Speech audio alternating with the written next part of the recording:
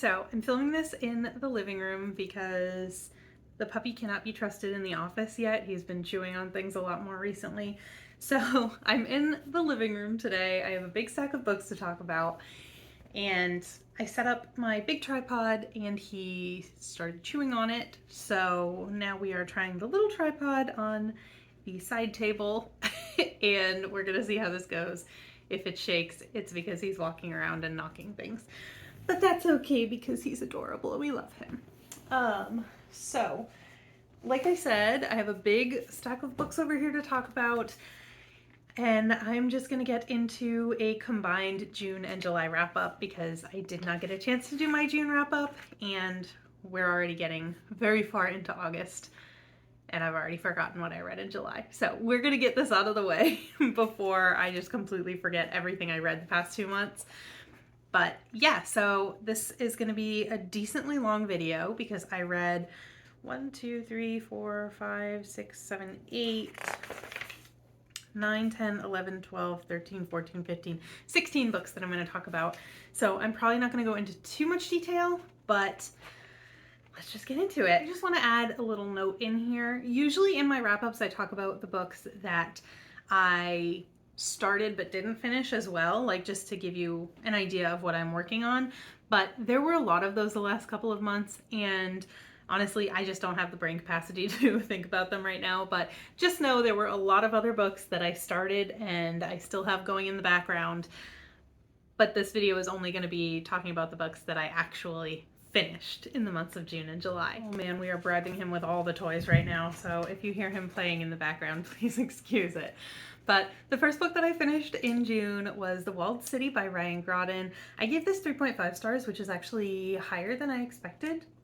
This is a book that I bought when I first discovered BookTube, and then it just kind of sat on my shelf, like not being read. So it was actually part of my Reader Unhaul challenge, and I did read it. This is based on, like, roughly on the actual walled city of Kowloon in Hong Kong, I believe, which the author has an author's note at the end of the book all about it, as well as like pictures of the actual city of Kowloon. And just to read like a little bit of it, the walled city is real, a very real, unreal city. And then she said, the place she described, or she was talking to another woman about it, who had lived and worked there for 20 years. And she said, the place she described, a sunless, lawless shantytown overrun by gangs, sounded like a setting straight out of a dystopian fantasy. And then she goes on to say that this is not historical fiction. It's definitely like dystopian, but it's based on the reality of Kowloon City in Hong Kong. That being said, our author is a white woman, so I was a little hesitant going into this, but, and like, I think maybe it would have been different if it had been written by an Asian author. But I mean, I think she did a pretty good job. She did definitely steal some things from like Chinese culture and stuff, like some of the names and stuff. But in general, like, it's a fun story. Not fun necessarily, because basically you live in this city, and it says, the Hakdam Walled City, a recipe of humanity's darkest ingredients, thieves, murderers, addicts, all mashed into 6.5 acres of land, a place even the sunlight is too pure to enter. My father tried his best to scare me, but all his stories couldn't cram the goodness out into me. I ended up here anyway. Our main character, Jin, goes into the walled city voluntarily to try to save her sister, who was trafficked, like a victim of human trafficking. And she meets our other character, Dai, who is there for his own reasons, and they just try to save her sister and deal with all of the evil kind of stuff that goes on in the walled city. Hi, Cooper. You can't eat my reading journal. So yeah, it was good. It was a little forgettable. Like, I'm having trouble kind of summarizing this for you because I read it, well, at this point, a month and a half ago, but it was okay. Okay, next I read The Stand-In by Lily Chu, and I gave that 4 stars. In that book, we're following a normal girl who gets mistaken for a celebrity, and then said celebrity finds her and says, hey, I'm really stressed out. My health and my mental health are really going down the tubes right now. I could use some help. Like, would you mind pretending to be me and taking on some of my public commitments, being seen so people think I'm okay, but I still get to rest.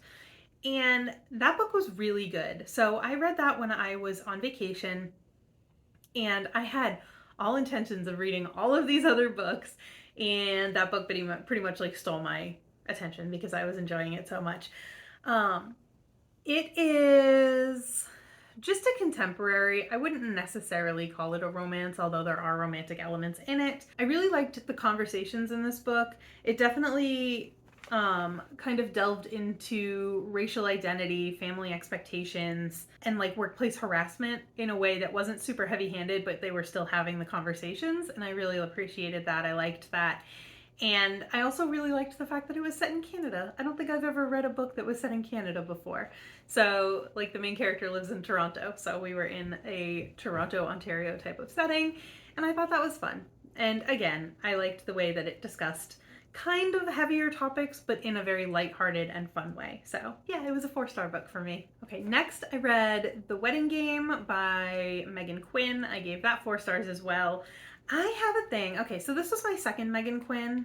And okay, so in this one, in The Wedding Game, it's basically based on a show that would, like, the characters are on a game show that's like a Bravo, TLC, HGTV, like one of those, like they have to design a wedding, and whoever wins gets an apartment in Manhattan, I think, and their wedding is free, or all of their weddings are free. I don't remember, but basically they have to design their dream wedding and have the best wedding in this competition. And my thing with Megan Quinn books are, okay, they're romances, but they're like 500 pages long. I think it was like 4 something, but like it's just a little too long.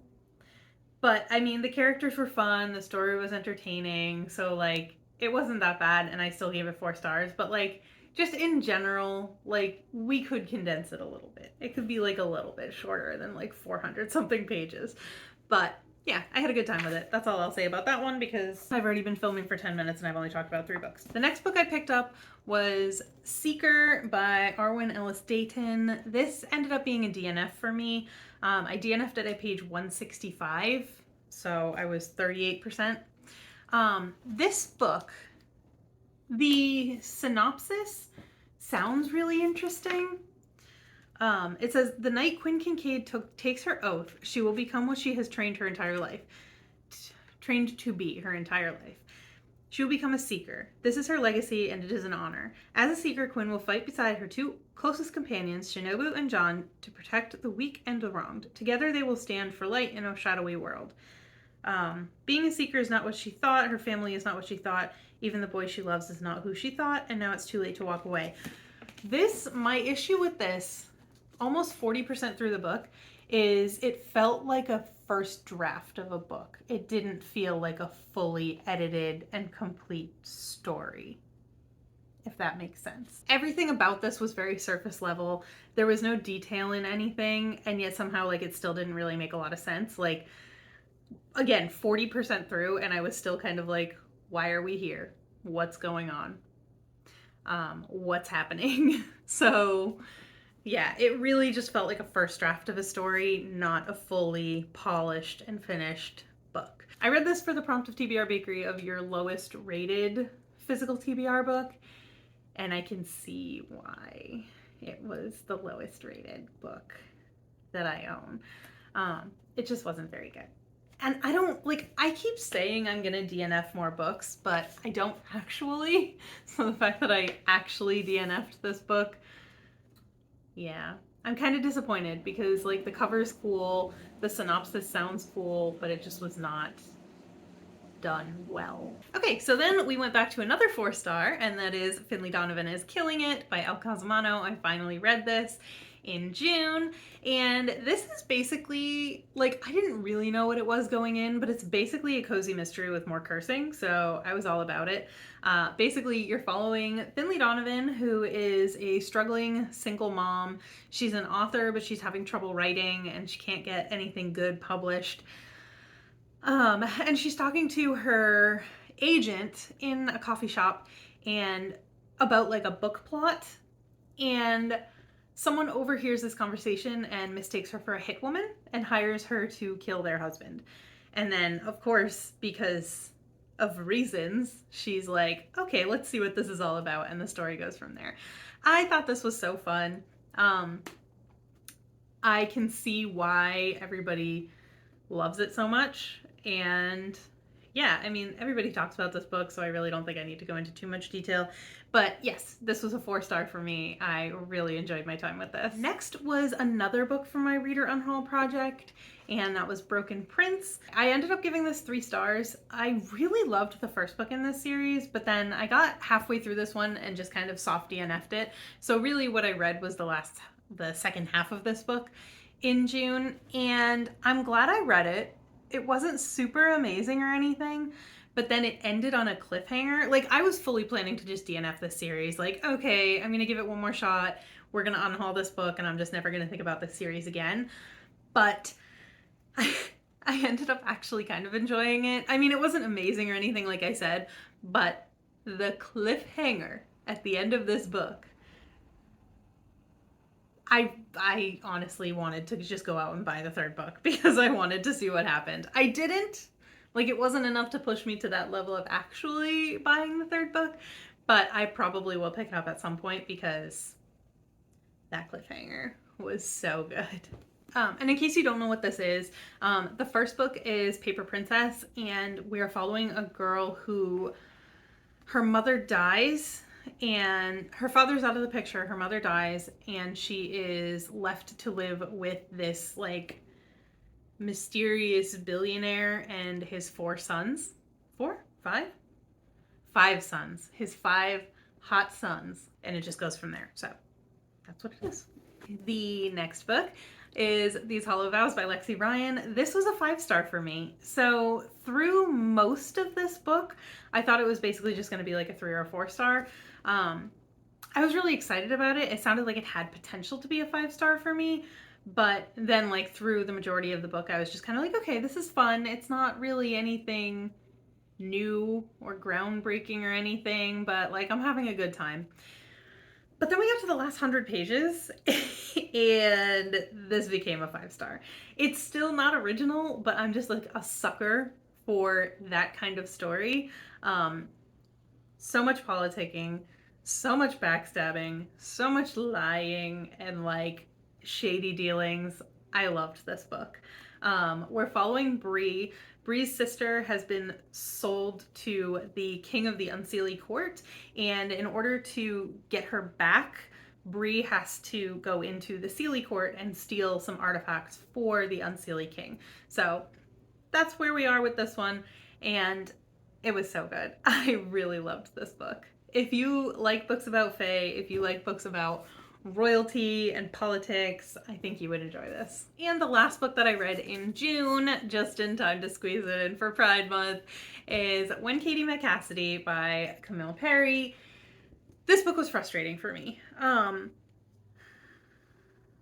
Okay, so basically we have Katie. Katie and Cassidy are both lawyers, but Katie is a straight girl who gets dumped by her boyfriend, and Cassidy is a rival lawyer they're working on opposite sides of a deal. And Cassidy is a very comfortable in her identity, like solidly out lesbian. And Katie, because of reasons, again, decides to go hang out with Cassidy at a gay bar or like a lesbian bar. And all of a sudden is just like, I'm not straight, I'm a lesbian. And I'm like, okay, but you have only ever dated men, which is fine, but you've only ever dated men. You've never had any interest in women except this one woman. And yet the fact that you could potentially be bi has never crossed your mind. She just jumped full on from I am 100% straight. And like she says it in the book over and over again. I'm straight, I'm straight, I'm straight, I'm straight, I'm straight, I'm straight, I'm straight. And then all of a sudden she's a lesbian. Like it would never cross your mind like, oh, maybe I'm bisexual. Like maybe I'm just discovering this about myself. She just jumps full on to like, I'm a lesbian. And again, that would be fine because some people are just lesbians. Like maybe it just takes you a little bit of time to figure out, hey, maybe I'm not into these guys that I'm dating. But I don't give her the benefit of the doubt because she was so annoying this entire book. Like she was annoying. She was just very whiny. She was very just like, I keep putting myself in these situations and then getting mad when people react the way I think they're gonna, like a normal person would react.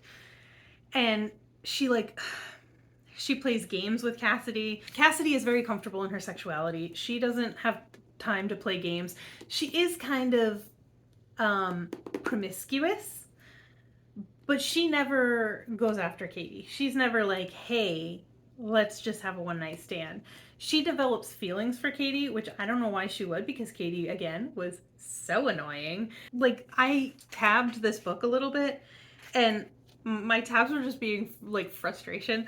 Like, it's called Being Out, Katie. Like, has Katie never met a gay person before? Like, stuff like that. Like, it was so annoying. She was just so annoying. And Cassidy deserves better, honestly. Like, I know she's a little bit promiscuous. Like, she's done some bad stuff, but she deserves better than Katie. Katie is not good enough for her. So I gave this book 3 stars. It's closer to a 2.5. And my main gripes with it are I really don't like Katie. She's very annoying. She's very bratty. And she expects everyone to kind of bend over backwards for her, even though she's the one that just kind of like cannonballed into their lives.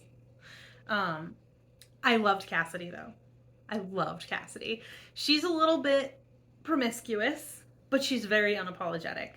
And I think she treated Katie better than she deserved. So, yes, hated Katie, loved Cassidy. The book was average, a little bit below average, unfortunately. So now we can move into July.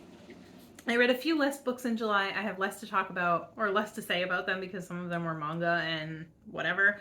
But we are going to start off with a bang.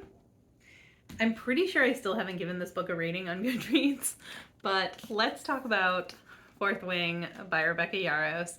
I did read this finally in July. It was the first book that I read in July, and my AC just went on. Hang on. So, this book, okay. Everything about this book, before I read it, was indicating that it was going to be 5 stars. And I remember I actually didn't have a physical copy of this. I have the non-pretty second printing version of this.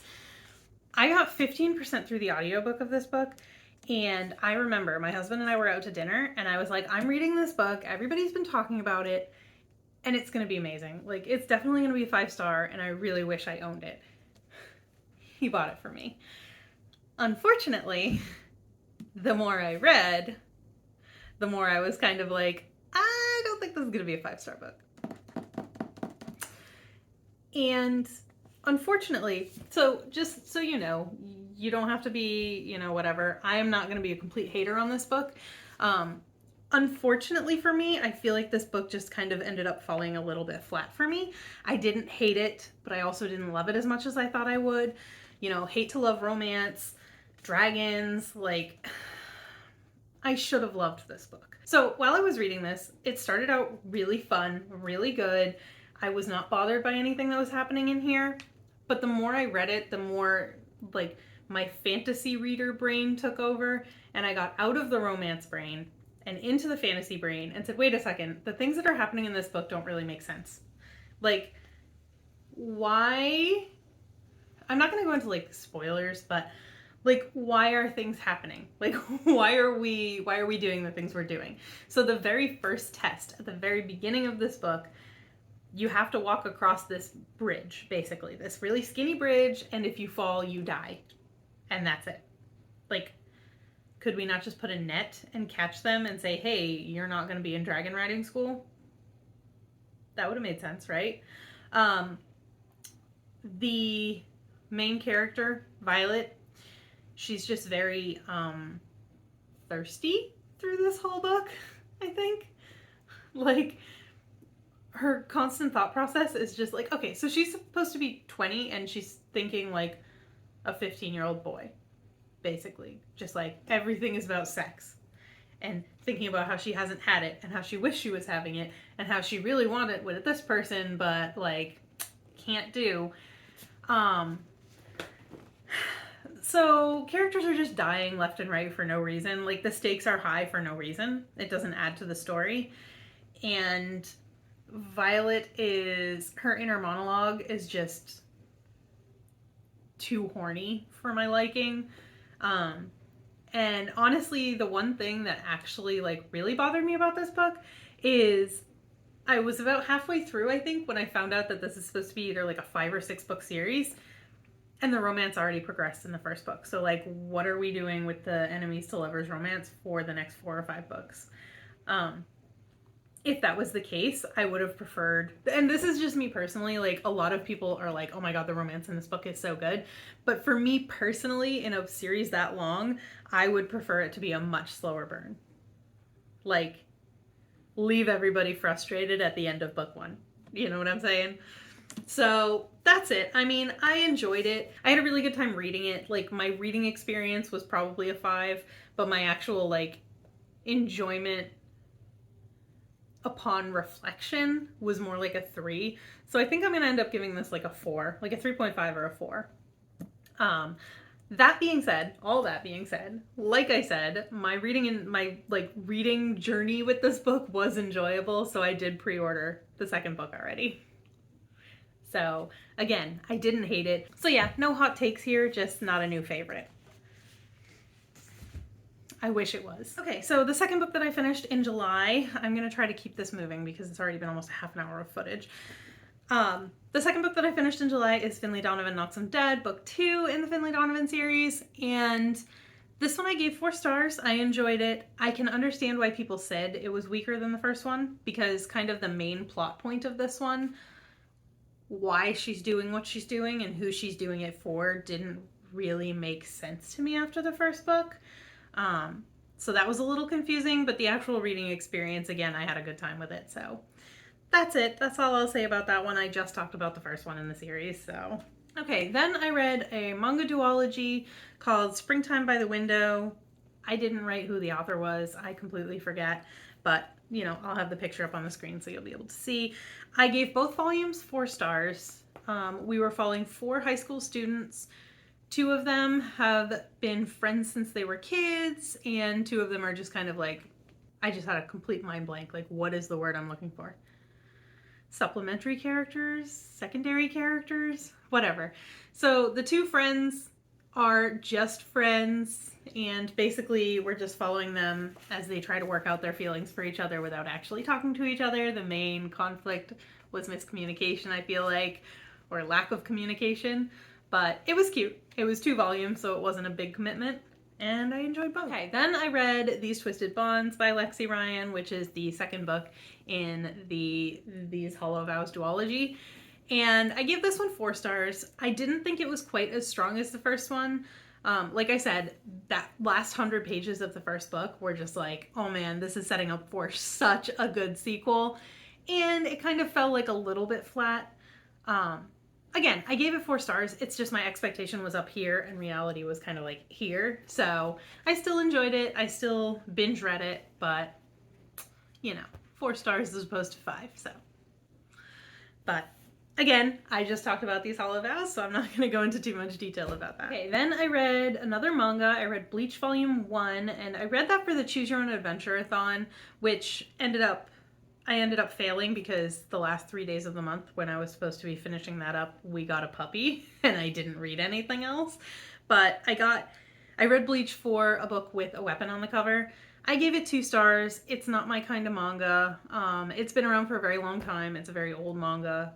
I never read it in the past because I wasn't interested, and I literally only read it because it was the only manga that my library had with a weapon on the cover that seemed even a little bit interesting. But basically you're following a character. I forget his actual name, but he's called Ichigo because he has red hair. But he is a soul keeper, soul taker. He does something with souls. And there's these big monsters that come and try to eat people's souls, and he has to fight them off. It was okay. It's definitely a shonen manga, like, not my style. I am very much with manga, like a shoujo, cutesy, girly, romance kind of manga person. So, yeah, 2 stars. It wasn't my favorite. I won't continue, but I filled the prompt. I fulfilled the prompt for Choose Your Own Adventure-a-thon. Then I read Invasion of the Tierling, the second book in the Queen of the Tierling series, and I gave this 4 stars. The main issue I had with this book, again, I gave 4 stars, so I don't know why I'm like talking so negatively about all these books that I gave 4 stars, but I wasn't a huge fan of Kelsey's story in this book, and Kelsey is the main character. Oh, are you okay? He just knocked his head on the table.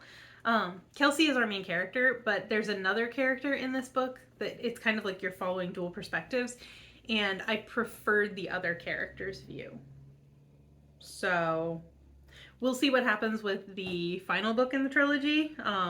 But yeah, I definitely got more of the genre bent part of it. It was definitely leaning towards the other genre, not fantasy. So that was interesting to me, and I did enjoy that. But yeah, I am going to pick up Fate of the Tierling eventually. I'm excited to see how the series concludes. And yeah, I guess that's it for that one. And then the last book that I'm going to talk about, because this is already over a half an hour long, so much editing. I read The Love Wager. Again, I did not write who the author was. My reading journal is incomplete. But I gave that 4 stars. It was just like a cute, quick read. It was fake dating. And honestly, I don't really remember anything about it, even though it was the last book that I read in July, so I didn't finish it like that long ago. Well, I guess it's the 15th now, so yeah, it actually was quite a while ago. But I honestly don't remember much about it. What I did find out after I had already started it is it's technically the second book in a series, but it's like one of those like romance series where they're all kind of standalones, but like some of the side characters you would have known from the first book. So I didn't really know what was going on with their story because I didn't read the first book, but yeah, it was all right. What was that even about? Now I remember. We're following Hallie and Jack. She's a bartender. She meets this guy, Jack. They have a one-night stand, and then she, like, crawls out of his room sneakily and hopes to never see him again. And then she goes on a dating app, and she ends up being matched with him. So, then they go on different dates and stuff to see who can find the one. That's the love wager part, is they kind of make a bet on who can find the one first, and then there's a fake dating aspect, and you know, I gave it 4 stars. I really enjoyed it while I was reading it, but as you can kind of see probably, I don't really remember it when I only read it 2 weeks ago. So yeah, that's that. Okay, so that is going to do it for this wrap up. It got very long. I'm sorry. I will try to edit it down for you. I read a lot of books. I read a lot of books that I liked reading at the time, and I clearly really enjoyed because I had a lot of 4 stars. But honestly, this late, like taking this long to make my wrap-up video, not a lot of them really stuck with me. So maybe I'm gonna have to get a little harsher on my ratings. Who knows? But that's gonna be it for this video. I hope you enjoyed it. If you did, don't forget to like it. And if you want to see more videos from me, feel free to subscribe. And I will see you in the next one. Bye.